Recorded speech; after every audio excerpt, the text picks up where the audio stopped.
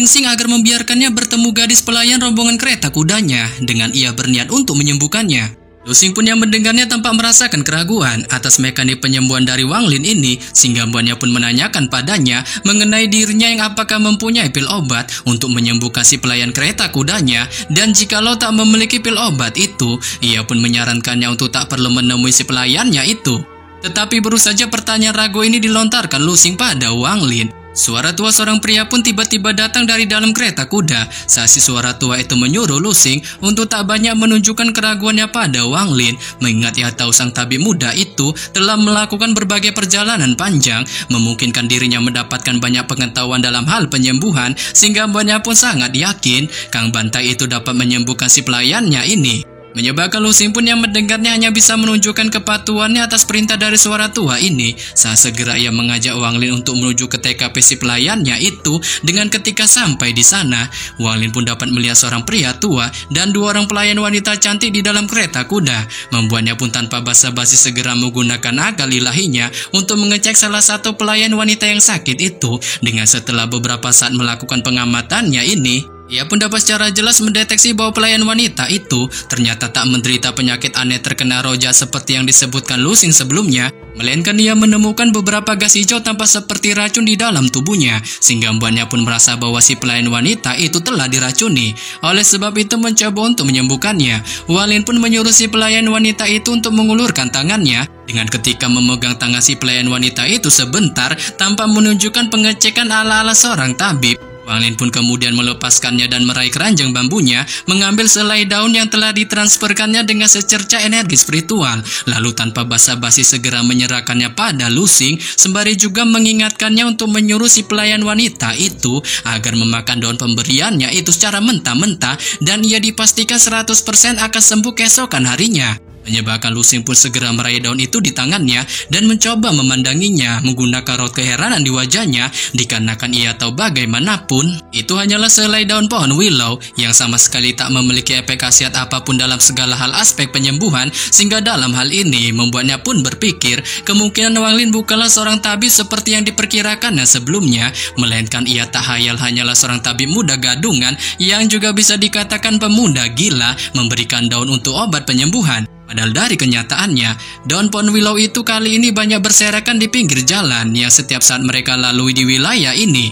Oleh sebab itu merasa selai daun willow itu tak memiliki kegunaan apapun, ia pun berniat mencoba untuk membuang daun itu ke jalan. Tetapi baru saja Lu Xing hendak melakukan tindakannya itu, si pria tua yang ada di dalam kereta kuda sebelumnya pun spontan tiba-tiba bereaksi untuk meraih daun yang akan dibuang Lu Xing itu, dengan setelah mengamatinya untuk waktu yang lama. Ia pun sontak terkejut terheran-heran menemukan selai daun itu ternyata secara mengejutkan merupakan daun willow berusia 100 tahun yang sangat dikenal memiliki efek khasiat luar binasa, dapat menyembuhkan segala macam penyakit seorang praktisi sejak zaman dulu. Sehingga mbaknya pun yang merasa tak percaya akan hal ini segera memandang Wang Lin dengan raut wajah pelangak pelongonya dan secara penasaran menanyakan padanya mengenai bagaimana cara menggunakan daun willow ratusan tahun ini. Saat Wang Lin pun dengan santai menjawab untuk memakan daun itu secara mentah-mentah saja, menyebabkan si pria tua itu pun yang mendengarnya dengan cepat mengangguk tanpa menunjukkan pemahamannya akan hal itu. Sebelum kemudian ia pun memutuskan untuk kembali ke dalam kereta kudanya, di balik pandangan sangarnya menatap ke arah Lu Xing yang sebelumnya secara membagongkan berniat membuang daun ajaib itu. Lu Xing pun kemudian menatap Wang Lin di balik raut wajah kikuknya, sebelum kemudian ia yang merasa tak enakan atas tindakan sepele yang ditunjukkannya tadi pun menawarkan padanya untuk ikut serta pergi bersama rombongannya, sebab ia tahu bahwa perjalanan mereka sama yaitu menuju wilayah ibu kota. Saat Wang Lin pun tanpa basa-basi menerima tawaran itu, dan ia juga mengajukan permintaan untuk memberikannya seekor kuda, menyebabkan Lu Xing pun segera memanggil salah satu anggota termudanya untuk memberikan kudanya itu pada Wang Lin. Dengan setelah memberikan kuda itu, dan Wang Lin secara gagahnya melompat untuk menungganginya layaknya mamang koboi, Lu Xing pun kembali memimpin rombongan kereta kudanya untuk segera OTW menuju wilayah ibu kota. Berjalan bersama rombongan kereta kuda Lu Xing, Wang Lin pun yang saat ini menunggangi seekor kuda, perlahan mencoba mengamati sekitarnya dan merasakan keuntungan dapat mengikuti rombongan kereta kuda Lusing, sehingga hal itu pun membuatnya menghemat tenaganya untuk menelusuri wilayah planet budidaya kristal ini. Dengan setelah cukup lama melakukan perjalanan, malam yang gelap gulita pun akhirnya tiba, membuat Lusing pun segera memerintahkan rombongan kereta kudanya untuk beristirahat sejenak di sisi jalan mencoba memulihkan kondisi tubuh. Dengan ketika rombongan kereta kuda berhenti, beberapa gadis pelayan pun turun dari gerbang untuk mulai menyiapkan makan malam, sembari pandangan centil mereka melesat ke arah Wang Lin tanpa menunjukkan ketertarikan padanya, yang bahkan sebagian dari mereka juga mulai menunjukkan bisik-bisik manjanya memuji akan ketampanan paras wajah dari Wang Lin. Setelah melihat pandangan membagongkan para pelayan itu, Wang Lin pun memilih untuk mengabaikannya, mengingat satu-satunya wanita yang ada di dalam hatinya adalah Li Muan. Membuatnya pun kali ini tetap duduk bersandar secara santai di pohon besar, menatap ke arah langit malam di balik hamparan bintang-bintang, sehingga membuatnya pun kali ini mengalami semacam ketenangan pikiran yang tak pernah sekalipun dialaminya dalam kurun waktu 400 tahun terakhir. Bahkan ketenangan ini juga menyebabkan energi spiritual di dalam tubuh Wang Lin muncul kembali, tetapi ia saat ini tak memperhatikan sedikit pun energi spiritual itu, melainkan untuk pertama kalinya ia memperhatikan aura kabut merah di sekitarnya. Namun baru saja Wang Lin berkutat akan hal ini, ia pun tiba-tiba melihat seorang gadis pelayan berpakaian merah berjalan ke arahnya dengan membawa makanan dan minuman berupa daging asap dan amer cap ortu, lalu menyerahkannya secara centil pada Wang Lin sembari mengucapkan terima kasih. Saat ini pun membuat Wang Lin segera meraih anggur itu, mengamatinya dengan akal ilahinya, mencoba untuk mengecek adakah sesuatu hal aneh di dalamnya. Lalu tanpa basa-basi mulai melakukan habok-habokan dengan cara menenggaknya, menyebabkannya pun kali ini sontak bisa merasakan rasa panas dan pedas tiba-tiba masuk ke dalam tubuhnya. Dengan ketika merasakan hal ini, ia pun spontan teringat akan dejavu masa lalunya tentang dirinya bersama ayahnya dan paman keempatnya. Melakukan tindakan habok-habokan membagongkan ini sampai wajahnya memerah, sehingga ketika teringat akan dejavu masa lalu itu, kesedihan yang amat mendalam pun mulai terlintas di raut wajahnya. Namun ketika kesedihan ini masih dirasakan Wang Lin, si gadis pelayan sebelumnya pun berniat ingin mengatakan sesuatu padanya, tetapi ketika mendengar seseorang memanggilnya, si gadis pelayan itu pun memilih untuk mengurungkan niatnya ini dan memutuskan untuk berbalik pergi meninggalkan Wang Lin. Malam yang gelap gulita pun mulai terus berlalu. Ketika rombongan Wang Lin melakukan mode istirahatnya, semburan tawa pun juga datang dari para pria rombongan kereta kuda yang berkumpul. Dengan ketika mendengarkan tawa ini, Wang Lin pun tak bisa menahan dirinya untuk menunjukkan tawa kecilnya.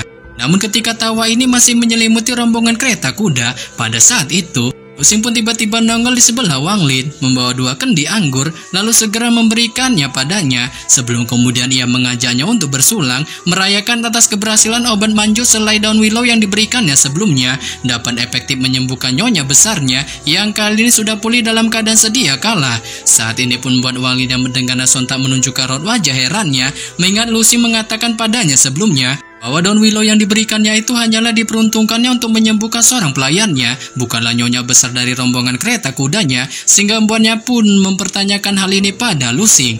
Menyebabkan Lusing pun spontan menunjukkan rasa malu di raut wajahnya, mengingat ia ternyata keceplosan menyebutkan hal itu pada Wang Lin. Namun mencoba mengabaikan akan hal ini, ia pun secepatnya memilih untuk mengubah topik pembicaraan dengan mengingatkan Wang Lin jika begitu ia tiba di ibu kota dan menemukan masalah terhadap seseorang yang berniat menanduknya.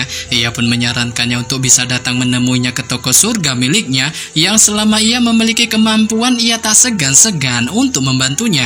Dengan setelah mengingatkan hal ini pada Wang Lin, Lusing pun yang merasa tempat yang mereka duduki ini sangat sepi, kemudian mengajaknya untuk berbaur dengan para anggotanya, menyebabkan Wang Lin pun secara refleks berniat ingin menolaknya. Tetapi setelah merenung sejenak dan dipikir-pikir boleh juga nih, ia pun mengangguk mengiyakan ajakan Lusing itu. Dengan ketika sampai di sana duduk di antara para anggota Lusing, Wang Lin pun dengan santai memandangi mereka, yang kali ini terus menunjukkan tawa ngakaknya di balik penyesalan yang kali ini mulai dirasakannya. Meskipun kehidupan orang-orang ini terbilang singkat dan hanya perlu 1 jentikan dari jarinya saja sudah cukup untuk membantai mereka berkali-kali, kebahagiaan yang mereka tunjukkan kali ini adalah sesuatu yang tidak ia pernah miliki selama hidupnya.